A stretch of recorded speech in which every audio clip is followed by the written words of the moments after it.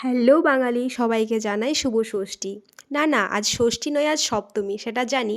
কিন্তু ষষ্ঠীর ভিডিওটা দিতে পারিনি, তো ওই জন্য সপ্তমী দিনেই ভিডিওটা বানিয়ে তোমাদেরকে ছাড়বো ভেবেছি। সপ্তমীর ভিডিওটাও চলে এসেছে, এই ষষ্ঠীর ভিডিওটা দেওয়ার পরই ছাড়বো, কারণ পরপর যদি না ছাড়ি তো তোমরাও তো রেগে যাবে না।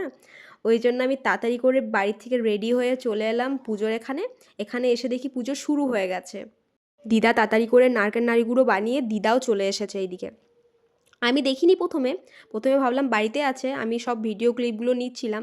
তারপর এদিকে ঘুরে দেখি মামি দিদা সবাই রেডি হয়ে একদম চলে এসেছে মণ্ডপের এখানে।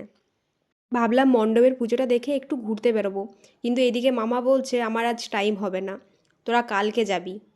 ওই জন্য কি করব, ওই জন্য মণ্ডপে বসে বসে পুজোটাই দেখে নিলাম। আর যদি মামা বলতো যে আমাদেরকে ঘুরতে নিয়ে যাবে, তাহলে একটু দেখেই চলে যেতাম বাড়ি, কারণ আবার রেডি হয়ে পরে বেরোতে হতো। যাই হোক, আজকে যখন যাওয়া হলো না তখন পুজোটাই ভালো করে দেখে নিই।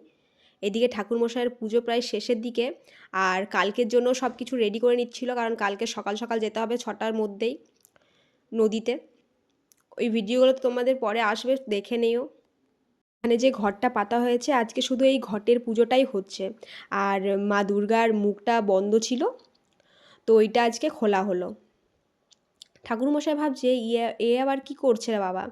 প্রথমে বুঝতে পারিনি, তারপর আমি যখন বললাম ভিডিও করছি তারপর মুখটা ঘুরিয়ে নিল। আসলে ওকে ঠাকুরমশাইয়ের মতন দেখাচ্ছে না জানি, ও একটা ছোট ভাই, কিন্তু ব্রাহ্মণ তো, এবার তোকে ঠাকুরমশাই বলতে হবে। আজকের ভিডিও এখানেই শেষ করলাম, আশা করছি তোমাদের ভিডিওটা খুব ভালো লাগলো। যদি ভালো লেগে থাকে একটা লাইক কমেন্ট আর শেয়ার করে দিও। টাটা। সন্ধ্যার মধ্যে সপ্তমীর ভিডিওটাও পেয়ে যাবে তোমরা।